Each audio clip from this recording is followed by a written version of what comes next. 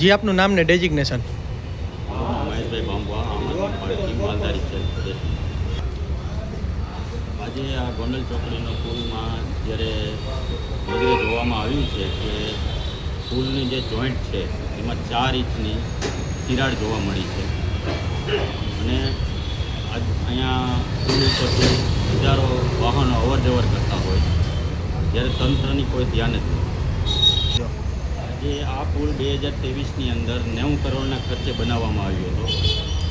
આજે પ્રજાના પૈસાનું પાણી ઢોર થાય છે અને પ્રજાને જીવનો જોખમમાં પણ મૂકવામાં આવે છે. આગળ પર તિરાડ પડવી આપના મતે કેટલું યોગ્ય છે? શું ખરેખર આમાં 90 કરોડ વાપરવામાં આવ્યા હશે કે શું?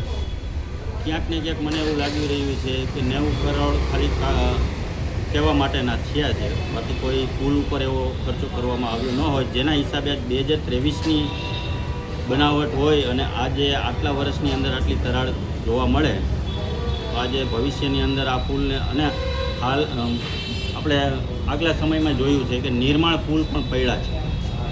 કોંગ્રેસના કાળમાં મહિલા કોલેજ બ્રિજ બનેલો હતો, હજી બ્રિજને એક પણ જર્જરિત હાલતમાં નથી.